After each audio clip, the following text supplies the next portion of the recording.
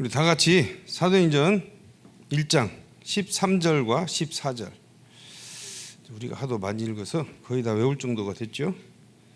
같이 합독하시겠습니다. 다 찾으셨죠?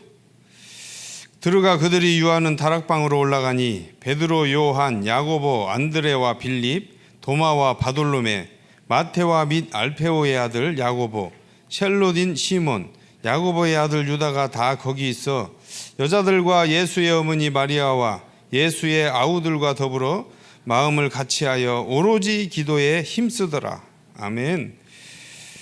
제가 오늘 붙잡은 제목은 복음화의 미션입니다.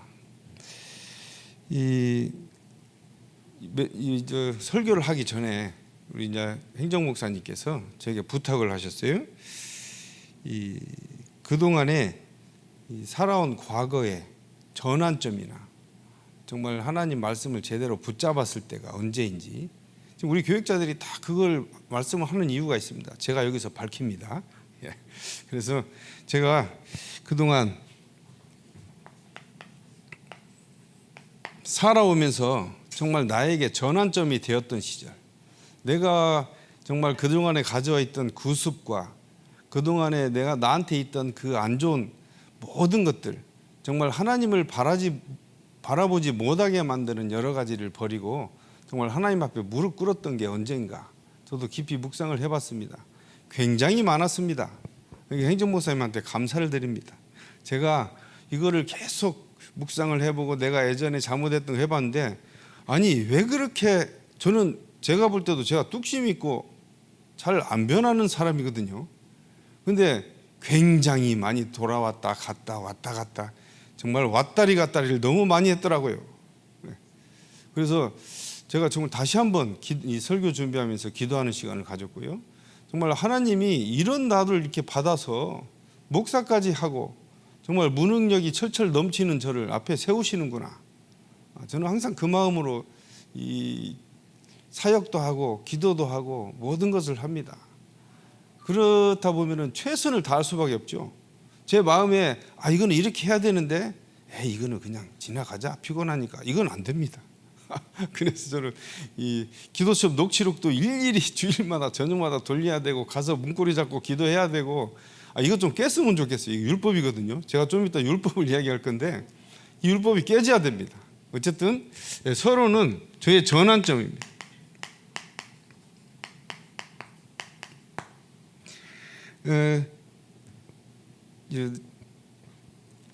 저희 아버님이 지금의 울산 임마누엘교회를 창립한 목사님입니다.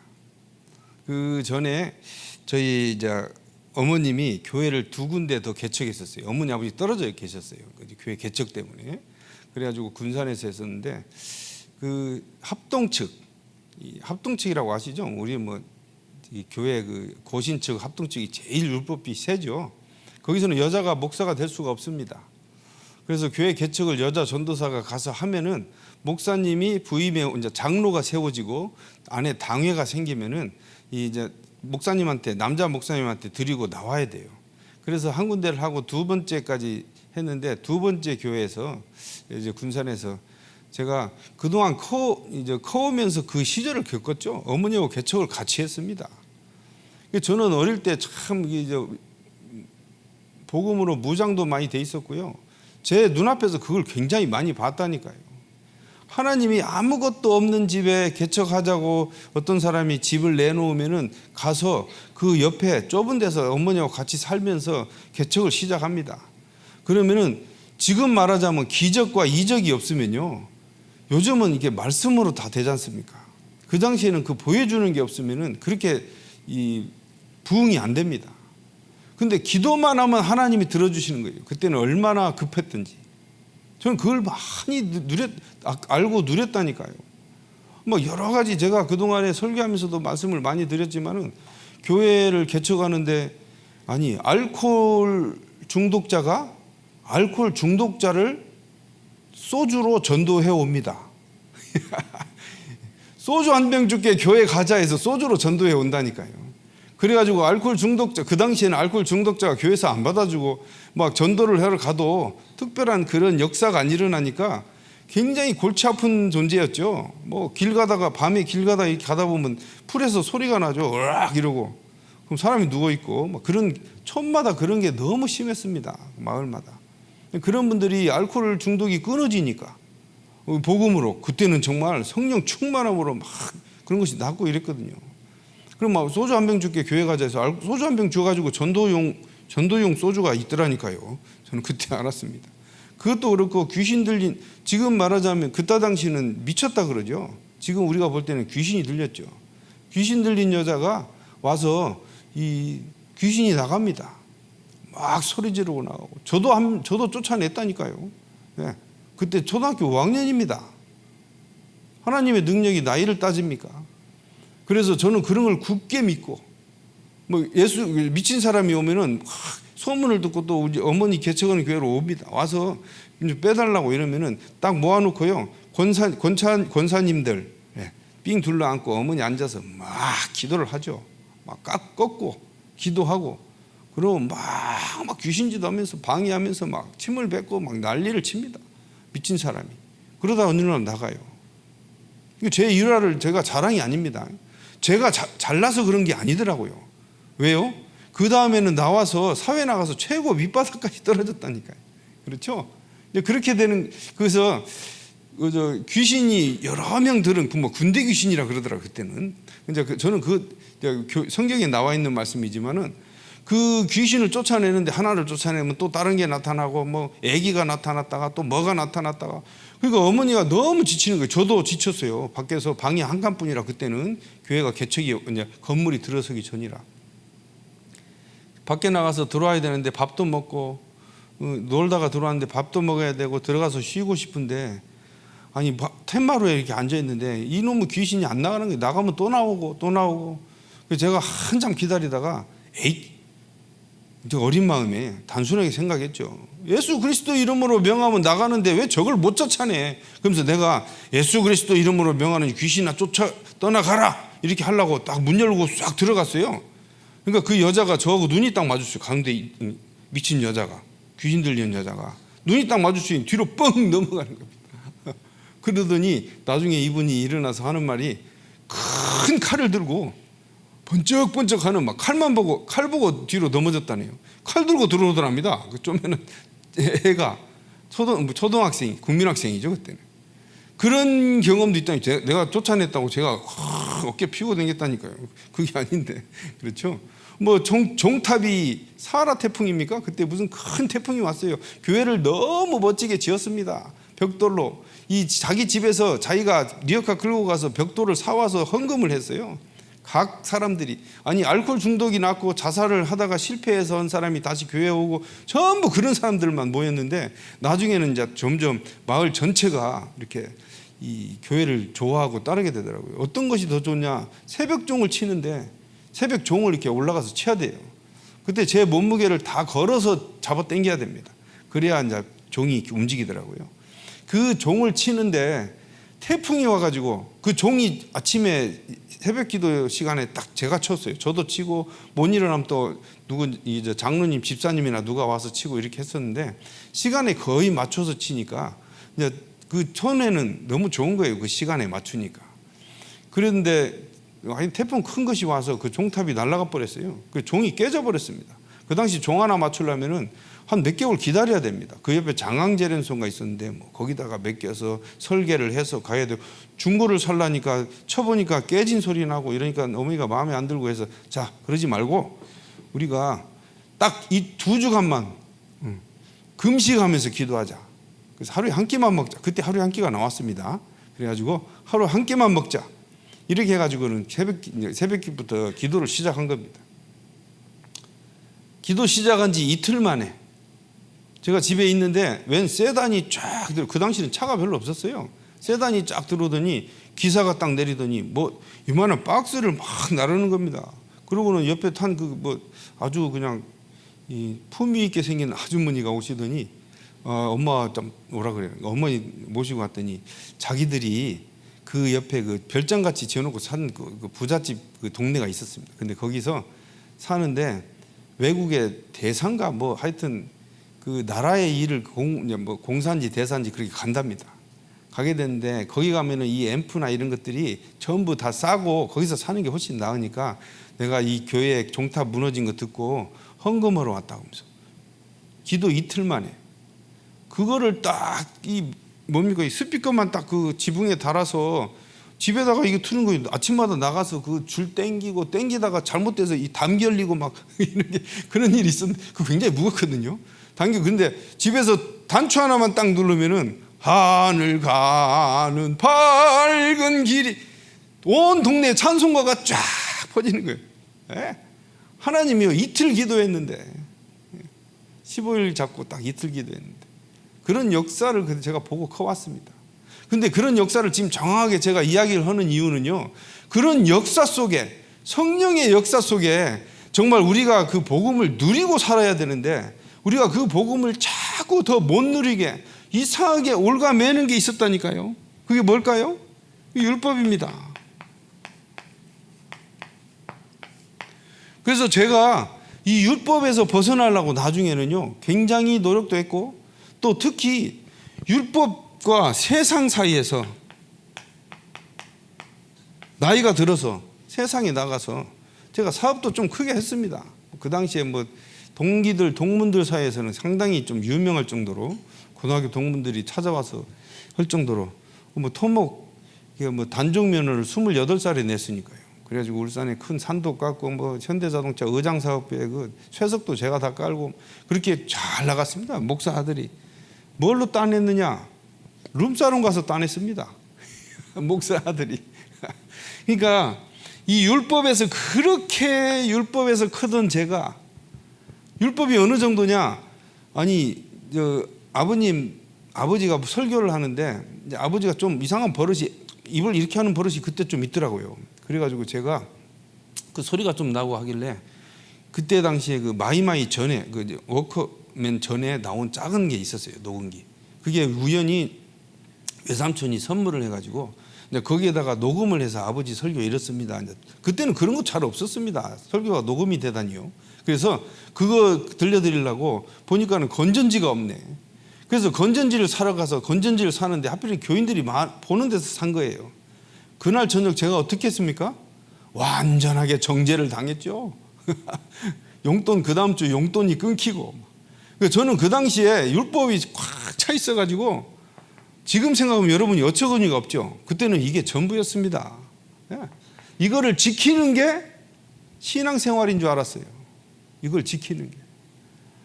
그래가지고 당연하게 생각하고 제가 침울하게 있는데 제가 전도한 저 친구, 제가 고등학교 때 전도도 막 다니고 막 전도 사형리 들고 다니면서 집집마다 초인종 눌러서 뭐 사람 나오면 설명하고 그것을 굉장히 많이 했거든요.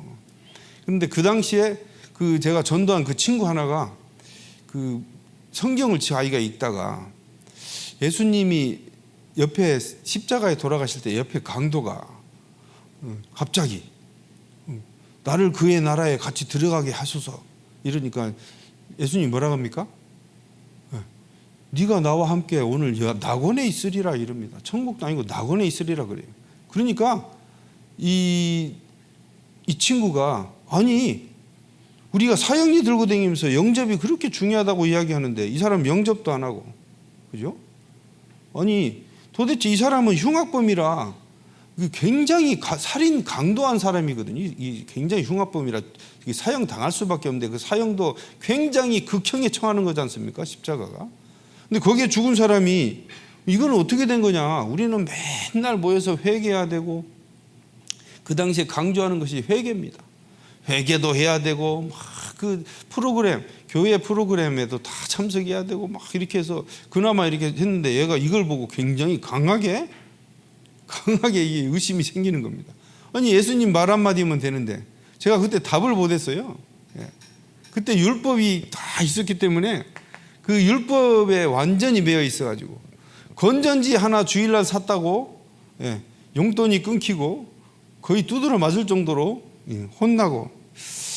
그래서 제가 거기에 대해서 그 친구하고 포럼하면서 그 당시에 그때 포럼이라는 단어도 몰랐죠. 그때 포럼하면서 도대체 복음이 뭐고 율법이 뭐냐. 내가 진짜 이 율법으로 지금 생각해 보면 이게 완전히 사람들이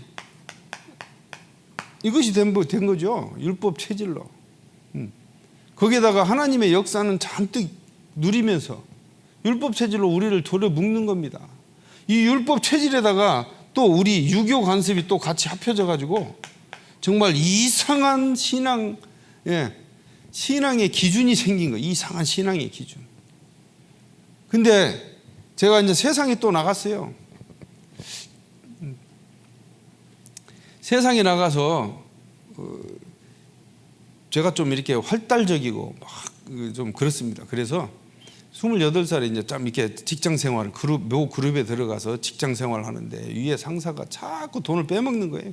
빼먹으면서 경리한테 그걸 뒤집어 씌우는 겁니다. 이게 경리가 보니까 내가 불쌍해가지고 명패 들고 그 과장을 그냥 죽인다고 쫓아다닐 정도로 의협심이 굉장히 있어가지고 그 정도로 하고는 막 치우고 나와서 이제 토목 쪽에 전혀 관여가 없는 토목 쪽에 제가 눈을 돌려가지고 하기 시작했는데 하나님이 이 아버지 교회 이름을 따서 그 개발 회사를 하나 차렸거든요. 근데 제가 영업하는 곳마다 다 뚫리고 공사를 따내고 이러니까 제가 굉장히 좀 그쪽으로는 인정을 받기 시작했습니다. 근데 제가 아까 말씀드렸듯이 그렇게 이 일을 잘하고 세상에서는 그 당시는요 너무 유 목사님은 그걸 이겨낸 사람들을 이야기하는데 저는 정말 그분들이 존경스럽습니다. 세상에 할 거 안 하고 그냥 딱 자기 거 지키면서 사업을 성공시키는 거 저는 못 그랬거든요. 정말 그 중에서도 막 이 도박도 있습니다. 일부러 돈 잃어주는 도박 그런 거 있지 않습니까? 사업 접대죠 그게. 이제 그런 것들까지도 쫙 그래서 그 뭐 교육청 공사, 학교 운동장 공사부터 시작해서 막 무슨 욕심이 생겨서 제가 이제 별 이야기를 다 하는데 여기까지만 하겠습니다. 저를 이상하게 볼 것 같으니까. 그래서 정말 세상 체질로 완전히 제가 굳어버리는 거예요. 모든 것의 답은 돈이다. 권력도 돈 앞에 무릎 꿇더라고요.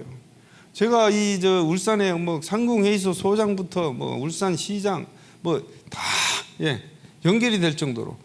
그런데 어느 날 제가 여기를 왔다 갔다 하는 거죠. 교회를 가면은 이 율법 체질이 있으니까 근엄하게 있고, 회사 사회사 할 때는 또 완전히 딱 탈바꿈을 해서 굉장히 능력 있는 사장으로 되기 위해서 저를 쳐다보는 뭐 그 중장기 그 사람 한 70대가 됐어요. 제가 이렇게 그렇게 크게 좀 했으니까. 그래서 이것이 완전히 여기를 왔다 갔다 하다가 하나님이 갑자기 어느 날 저를 친 겁니다. 그래서 이제 뇌 혈관 굵은 데가 터져버렸어요. 그래서 하나님이 이걸 치실 때는 이유가 있겠죠. 제가 여기서 완전하게 1000명 중에 2명 살아남는다는데 그 2명 중에 1명이 저였습니다. 하나님이 살리셨어요. 이때 굉장히 우리 교회 교인들이 막 다 같이 합심해서 기도하고 막 수술할 때는 수요일이라 이 4시간 6시간 정도 걸린다는 게 13시간이 걸렸어요. 그렇게 어려운 수술을 하고 뭐 그렇게 해서 살아났는데, 살아나서도 이게 무서운 거죠. 이게 체질이. 그러니까 이 체질 때문에 다시 사람들이 다 또 이렇게 요구를 합니다. 그 능력 놔두고 뭐 하냐면서 이렇게 나오라고. 체질 때문에 다시 슬금슬금 갈라 그러다가 항상 이 진짜 복음이라는 것이 저한테 딱 와닿은 거죠. 그 당시에 유 목사님이 무엇을 강조했느냐 여러분 다 아시죠? 예수가 그리스도다. 그거를 맨날 어머니한테 듣고 아버지한테 듣고 우리 교회 설교할 때 듣고 이랬었는데 어느 날 갑자기 저한테 딱 와서 부딪히는 겁니다. 아, 예수가 그리스도구나. 여러분 그렇게 부딪힌 적 있으십니까? 이게 그냥 구호로 끝나는 것이 아니고요. 정말 내 인생의 이 정말 모든 문제 해결인 예수가 그리스도구나. 이것이 나한테 다 진하게 와서 박히는 거예요. 어느 날. 이야. 그래서 그렇게 유 목사님이 그냥 노래 부르듯이 계속 이야기를 하는 것이구나. 그런데 요 다음에 이것을 깔고 딱 누리고 있으면서 이것이 가슴에 와닿고 레마로 와 있으면서 그 다음에 유 목사님이 뭘 말씀하셨습니까? 그리스도가 그리스도 되신다. 이 말을 이 사람들이 이해를 못 하더라고요. 아닙니다. 이 말이 너무 멋있는 말입니다. 요즘 뭐 그런 말씀 안 하시죠? 그 그리스도가 나의 그리스도가 되는 거, 이게 바로요. 이게 바로 이겁니다. 나를 복음화시키는 겁니다. 이 그리스도의 복음이 나를 완전하게 복음화시키는 거죠.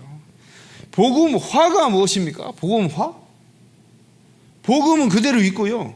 복음이 내 안에 스며들어서 세포 하나까지도 복음에 반응하는 것이고, 복음을 위한 것이라면 내가 말해도 복음이 나오고, 걸어가도 복음이라면 발자국이 찍히고, 그렇죠? 복음화는 바로 이런 것입니다. 그래서 그 그리스도가 나의 그리스도가 된다. 그 그리스도가 나에게 와서 완전하게 복음화를 이루는 것. 마지막은 뭡니까? 그리스도가 모든 문제 해결자입니다. 그리스도가 나의 구세주로 그때 유 목사님 설명하셨는데 나중에는 이걸로 바꿨어요. 모든 문제 해결자라고. 그렇죠? 그래서 제가 이 전환점은요, 정말 하나님의 말씀이 내 안에 레마로 와서 박힐 때, 그때 저의 전환점이었어요.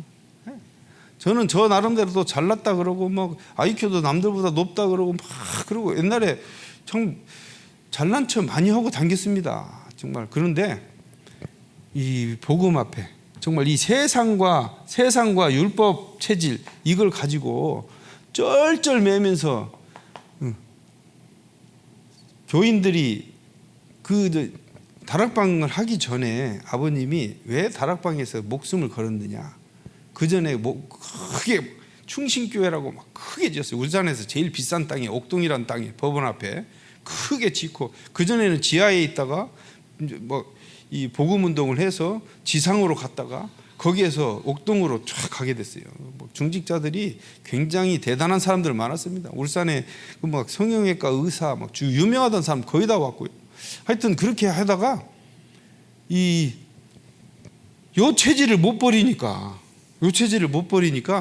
또 이 사람들이 복음으로 답이 안 나니까, 아버님이 복음으로 답을 줘야 되는데 이게 주기가 너무 힘든 거예요. 그러니까 한 사람, 중직자 한 사람이 사고가 나면 그 잠도 못 자고 달려가서 또 어루만지고 끌고 오고, 그 다음에 또 이쪽 터지고, 뭐 교인들이 늘어날수록 바람잘 날이 없는 겁니다.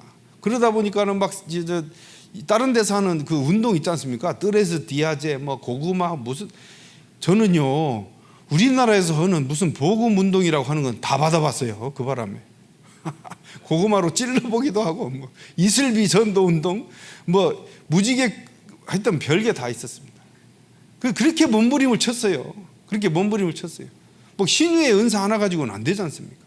막 팔 양쪽이, 제가 군대 갔다 왔더니 어떤 분이 운전을 봉사를 하시더라고요. 근데 팔에 보니까 이제 긴팔을 입고 있어요. 여름인데.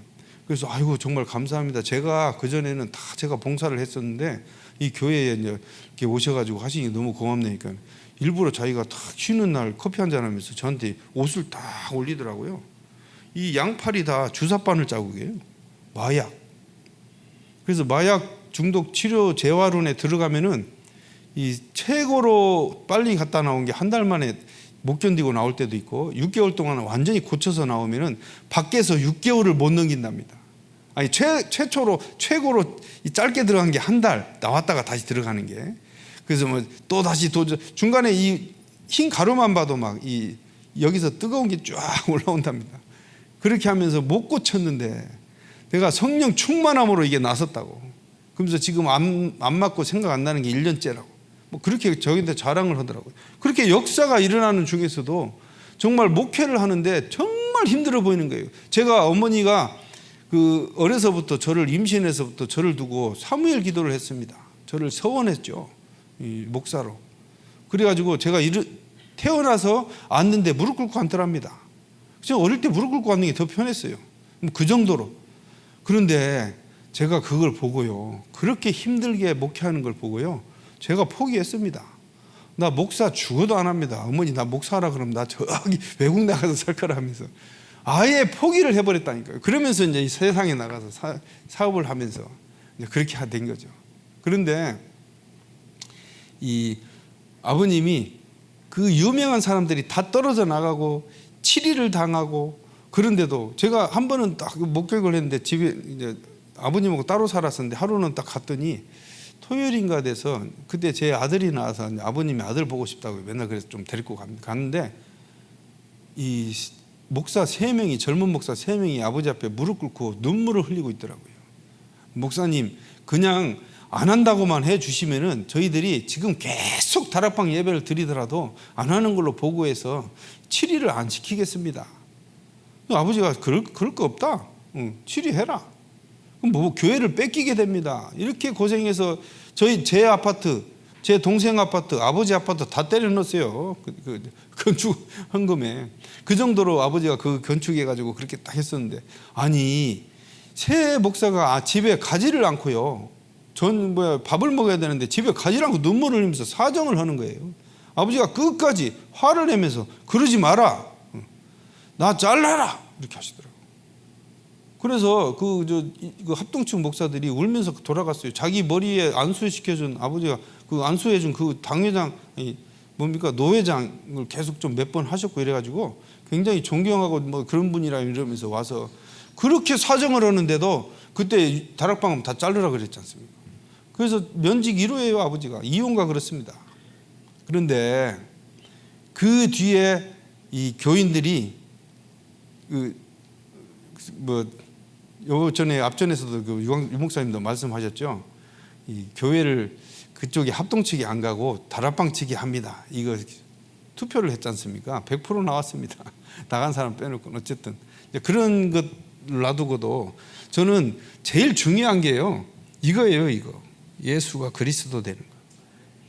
나에게서, 나의 현장에서, 나의 가정에서 예수가 그리스도가 성취가 되는 것, 이게 바로 저는 복음화라고 생각합니다. 그래서 이 복음화, 제가 서론이 너무 길었죠. 그래서 복음화 첫 번째, 나부터 내가 기준이 돼야 됩니다. 복음화의 기준. 자, 내가 복음화의 기준이 무엇이냐? 첫 번째, 말씀이 내 안에서 성취가 돼야 돼. 이것이 복음화입니다. 자, 마태복음 16장 20절. 이 앞전에 유 목사님께서 잠깐 말씀하셨죠. 20절은 뭡니까? 입 다물으라 그랬죠. 주는 그리스도시요 살아계신 하나님의 아들이십니다. 바요나 시므나 네가 복이 있구나. 네가 이걸 알게 하니는 네가 아니고 하늘에 계신 하나님이시다. 그러면서 하신 말씀이 입 다물으라 그랬어요. 왜 입 다물으라 그랬습니까? 아직 말하지 마. 네가 아직 겪어야 되고 이게 아직 안 됐어. 네 속에. 그 말씀이었잖아요. 네 속에 아직 복음화가 안 됐어. 너는 아직 볼 것이 어마어마하게 많이 남아있고 네 앞에 정말 하나님의 엄청난 축복을 네가 또 보게 될 것인데 지금 네 기준으로는 말에서는 엉뚱한 말만 하게 될 것이다. 이게 아직 말하지 마. 이게 말씀이 내 안에서 완전하게 성취가 되는 것이 기준입니다. 그 뒤에 베드로가 그 안에서 성취가 됐을 때 어떤 일이 일어났습니까? 안전뱅이를 일으키고요. 베드로의 두 번 설교가 정말 모든 설교의 기준이 되고 나중에는 십자가에 거꾸로 못 박힐 정도로 완전하게 복음화가 된 그 사건. 저는 이렇게 생각해요. 베드로 속에 정말 예수가 그리스도가 그리스도 된 것에 그 복음화가 완전히 되어졌을 때 그런 역사가 일어났다고 생각을 합니다. 여러분, 정말 내가 복음화가 되어 있습니까? 오늘도 깊이 한번 묵상해 보시기 바랍니다. 두 번째, 시간이 두 번째는 과거가 해석.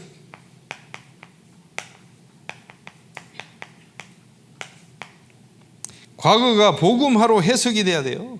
그래야 내가 과거가 발판이 되는 겁니다. 네. 운명이 아니고요. 네. 과거가 운명이 아니고 발판이 되는 거예요. 지금 요즘 제가 이 치유 미션홈도 하고 치유 다락방을 합니다.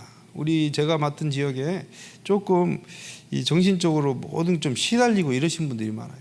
근데 제가 좀 말 길게는 못 하겠고 모든 공포증의 이유가요, 근본이 과거입니다. 과거. 제가 통계로 현장에서 보고 아는 거예요. 모든 공포증, 정신분열증, 조현병, 모든 뭐 광장 공포증 모든 것이요 과거더라고요. 과거. 제가 가서 상담도 하고 막 갑자기 괜찮으시던 분이 아니 그런 얘기까지 하면 안 되겠구나. 그렇죠? 그래서 누군지 다 나오고 직책도 나오고 이러니까 어쨌든 그 상당히 자기가 전도한 사람이 누구도 있고 교회에서 생활 많이 하는데 본인한테 그게 오는 겁니다. 가장 기본적인 문제가 오니까. 그래서 나에게 완전하게 그리스도가 이거 답이 났지만은 이것이 그 다음에 답이 나야 된다는 이야기예요. 저는. 그래서 이걸 가지고 여러분 과거가 복음으로 완전히 해석된 것이 바로 복음화의 기준인 것이죠. 그 다음에 재창조입니다.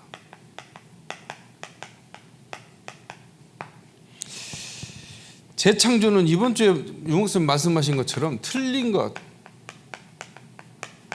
쓰레기, 내 안에 있는 쓰레기 완전히 드러내는 것이 재창조라고 생각합니다. 그래서 복음화로 완전히 바뀌는 것. 그렇죠. 그래서 이번에 이 말씀 중에 쓰레기가 나왔어요. 쓰레기. 그리스도가 나의 주인이 되면요, 이 틀린 것, 쓰레기가 보여지지 않겠습니까? 그렇죠. 내 기준이 나이가 되고 내 기준이 세상이 되면요, 틀린 것이 정답입니다. 율법 이 세상 체질에 정답이더라니까요. 돈이 정답입니다. 돈 없이 어떻게 삽니까? 그렇죠. 쓰레기 같은 것들, 내 자존심, 나한테 있는 그 여러 가지 나의 문제점을 두고도 정말 그것을 문제라고 생각 못하는 여러 가지, 이게 바로 쓰레기지 않습니까? 그래서 그래서 그리스도가 나의 기준이 되어질 때, 나의 기준이 복음화가 되어질 때, 정말 이 세 가지가 다고 믿습니다. 두 번째는 현장입니다.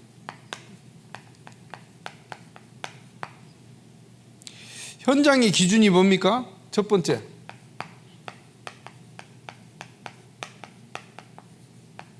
잊지 마라. 제가 반말을 좀 했습니다. 잊지 마라. 뭘요?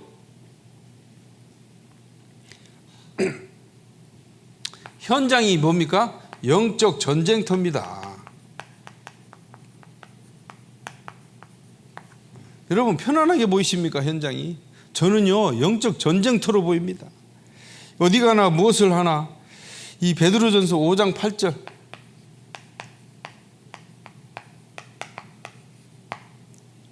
근신하라 해놨어요. 근신하라. 이 근신이 이 성경 구절로 사전에 찾아보니까 말이나 행동을 삼가고 조심해라. 항상 긴장하라는 이야기죠. 왜요? 이 우는 사자같이 사탄이 마귀가 우는 사자같이 두루다니면서 삼킬 자를 찾는다고 그랬어요. 이 현장은 영적 전쟁터입니다, 여러분. 그 다음에 두 번째는 속지 마라.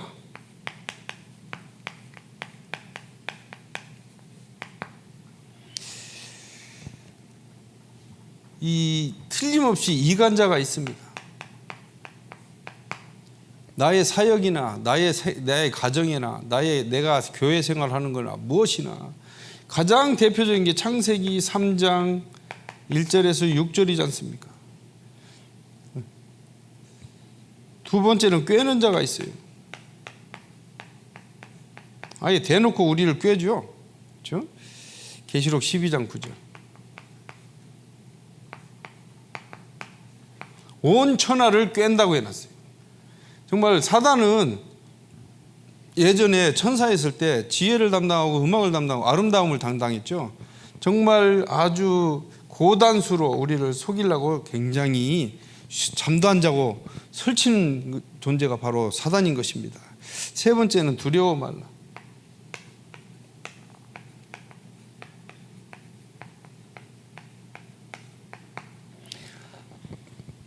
제가 지금 치유 미션홈이라고 해서 이제 그분들이 전부 좀 이렇게 그쪽으로 이 답이 안 나신 분들, 그분들이 좀 이렇게 저하고 같이 말씀하는데, 이분들이 제일 좋아하는 설교, 막 그 어렵거나 막 이런 것이 아니고요, 기초 메시지, 이것을 계속 계속 해달라는 겁니다. 본인들이 요구를 해요. 그래가지고 갈 때마다 이 기초 메시지, 이번 주 메시지에다가 더해가지고 기초 메시지, 이번 주 말씀 이해하도록 하고 말씀의 흐름은 따라가야 되니까 그거 붙잡고 기초 메시지 계속 그러면서 사단 꺾는 역사. 상상치도 못한 그런 이 반응이 나타나는 여러 가지 그 영적인 문제를 가지신 분들 답이 없습니다. 여러분 답은 하나죠. 뭡니까? 그리스도입니다. 그래서 그리스도 기초 메시지를 메시지가 그리스도를 가장 정확하게 설명을 하고 가장 그리스도의 능력을 나타내는 것이기 때문에 여러분 구원의 길을 날마다 좀 하세요. 아침마다 구원의 길을 한번 해보세요. 아니면 일주일에 한 번이라도 한번 해보세요. 그거를 세상 살다 보면요 자동적으로 나도 모르게 영향이 오거든요. 세상이 그것을 씻어주는 게 구원의 길입니다. 저는 이렇게 표현합니다. 그것을 씻어주는 거. 그래서 저는 구원의 길을 굉장히 강조를 합니다. 두려워 말라. 이미 이긴 전쟁입니다. 영적 전쟁 중에 이미 이긴 전쟁이라니까요. 로마서 8장 37절.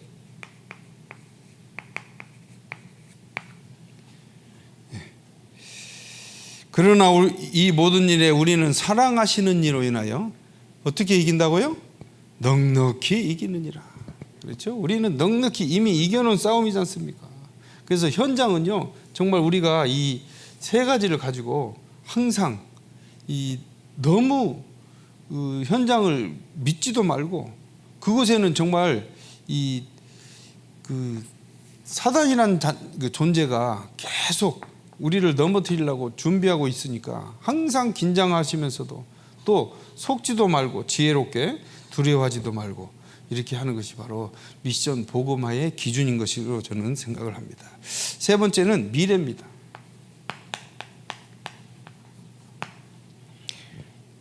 미래에는 우리가 항상 있는 게 렘넌트죠. 렘넌트는 저는 가장 강조하는 것이요 정체성입니다. 제가 이 고등부에 있을 때도 이걸 굉장히 강조했죠. 그 정체성에 대해서. 그래서 이번에 정체성을 가지고 영적 축제하라는 미션이 떨어졌습니다. 영적 축제가 무엇일까? 영적 포럼이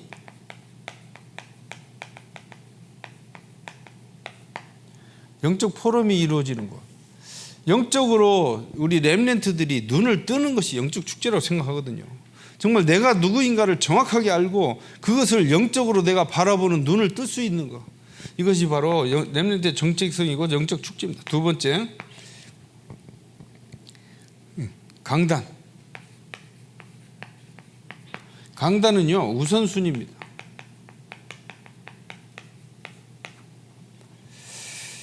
무엇이 우선순위냐?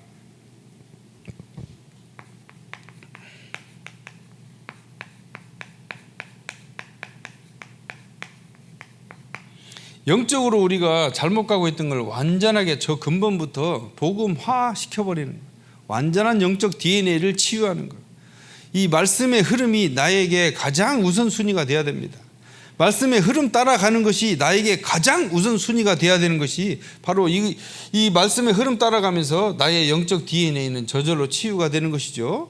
그렇게 생각을 합니다. 그래서 이 말씀, 내가 왜 화가 날까? 무엇 때문에 화가 납니까, 여러분? 무엇 때문에 기쁩니까? 그것이 복음 때문입니까? 저는 이렇게 생각해요. 영적 DNA가 치유되면은 복음 때문에 내가 기쁘고 복음 때문에 화가 나고 그렇죠? 내가 정말 복음을 누리고 있다면은. 세 번째,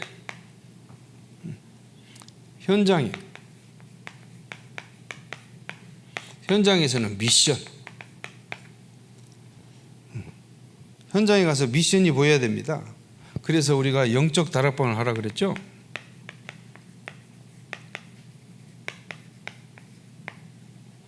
이 영적 다락방을 저는 가만히 생각을 해봤어요. 했는데 타 종교에서 이 답이 있더라고. 타 종교에서. 저희 친척 중에 한 분이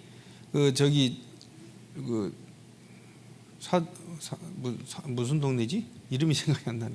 거기에 자그마한 개척교회의 장로로 있었습니다. 그런데 이분이 무학이에요. 공부를 좀 못해가지고 일찍이 혼자 서울로 상경해서 이제 혼자 자수성가해서 막 집도 가지고 뭐 이렇게 하신 분인데, 무엇인가를 배우고 싶고 복음에 대해서 알고 싶은데 장로는 됐지. 그러니까 굉장히 압박감을 느꼈나 봐요. 그래서 저보고 다락방을 하자 그랬는데 너무 먼 거예요. 사가정? 너무 멀죠. 머니까 제가 한 몇 번 하다가 못했어요. 그분도 바쁘고 이래가지고. 근데 어느 날 갑자기 저한테 전화가 온 겁니다. 저기 누님이 저녁에 12시 넘어서 들어온다는 거예요. 갑자기 9시면 다 들어와 있는 사람이. 그래서 왜 그러냐니까 성경 공부하러 간다면서. 그럼 좋아하더라고요. 나중에 알고 봤더니 무슨 성경 공부요? 신천지. 하루도 안 빠지고. 이야, 이 사람 진짜 영적으로요 완전. 그래서 가서 무엇을 가르치느냐 하니까는 가장 기초적인 것을 또 하고 또 하고 또 계속 반복을 그렇게 했답니다. 한 3년 가더니 지금 여기 우리 교회의 장로처럼 돼버렸어요. 이제는 돌이킬 수도 없고. 그래서 그 사람들은 진짜 영적으로 완전하게 이 귀신이 덮어 씌우는 다락방을 하루도 안 쉬고 하더라고요. 유 목사님이 그렇게 목이 아프도록 이야기를 하지 않습니까? 날마다 만나서 영적 다락방을 하고 계속 해라. 다른 데서 하는 걸 봐라. 저는 그거 보고 깜짝 놀랐어요. 예. 그래서 저는 아침에 9시 항상 한 분하고만 하지만 지금 그걸 늘릴 예정입니다. 9시 되면 항상 전화가 와요. 본인이 전화해서 자기가 기도문 읽고 내가 또 기도해주고 하루 스케줄 조정해주고 하는 것이 아침 9시 항상 있습니다. 예. 그러면 또 이제 늘릴 거예요. 저는 일과 스케줄 중에 9시 전에 8시에도 또 만들고 좀 이렇게 해가지고 영적 다락방, 정말 이 사람한테 말씀이 각인되는 역사. 정말 시달리는 분들은요 각인이 안 됩니다. 오늘 정말 내가 막 은혜가 되고 그 사람도 은혜 된다 그러고 목사님이 이야 나 오늘 이 말씀 듣고 끝났어요 이랬는데 그 다음 주 가서 만나면요 눈 멀뚱멀뚱 뜨고 무슨 강집사라면 강집사 1, 2가 따로 있습니까? 이렇게 물어보면 오늘은 2가 오셨습니까? 저번에 그렇게 막 은혜가 돼서 막 그러시던 분이. 예. 그러니까 이거는요 영적 다락방은 저는 그렇게 생각해요. 예. 영적으로 완전히 이 정복되어 있는, 흑암에 정복되어 있는 것을 우리가 정복해야죠. 우리가 다시. 예. 여러분이 이걸 두고 한번 깊이 한번 묵상해 보시고 하시길 바랍니다. 결론은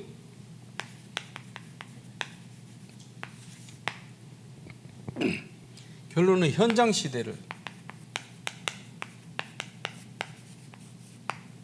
자, 이 현장 시대, 이게 우리의 답입니다. 현장 시대를 제가 말씀을 하나 잡았어요. 창세기 1장 28절 무엇입니까? 정복하고 다스려라. 우리 미션이죠. 하나님이 제일 처음에 창세기에 맨 처음에 주셨던 미션이 바로 정복하고 다스려랍니다. 이 미션을 붙잡고 정말 우리가 평생, 첫 번째, 평생 우리 복음화의 주역으로, 두 번째, 평생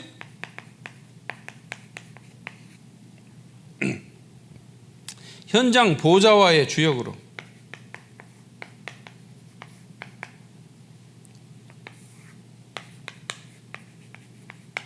인도받는 여러분 되시길 주님의 이름으로 축원드립니다. 자, 세 번째는 제가 70제자, 70지역, 이걸 쭉 이야기하니까 굉장히 멀게 생각해요. 저는 우리 구역장 권찰님들한테, 여기 우리 조은희 권찰님도 계시겠지만은 세계의 다락방,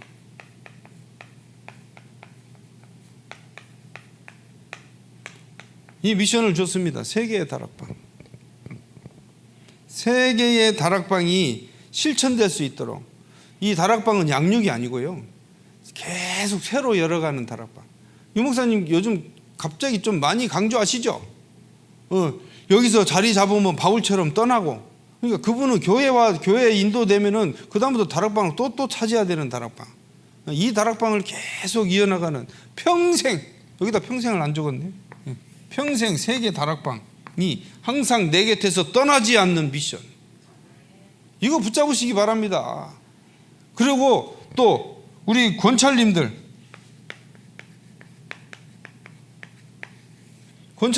그냥 옆에서 구역장님 하는 거 보고 따라가기만 하고 이러는 것 같아가지고 우리 권찰님하고 구역장님하고 둘이서 상의를 해서 구역장님한테 그동안 연락이 안 되고 사각지대 재앙지대에 놓여 있는 그런 분들을 찾아서 권찰 보고 미션을 줘라.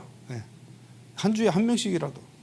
그래서 권찰님이 소통이 되면 그 권찰한테 이분을 계속 뭐라 그럽니까? 같이 갈 수 있도록 이끌어주는 그런 역할을 할 수 있도록.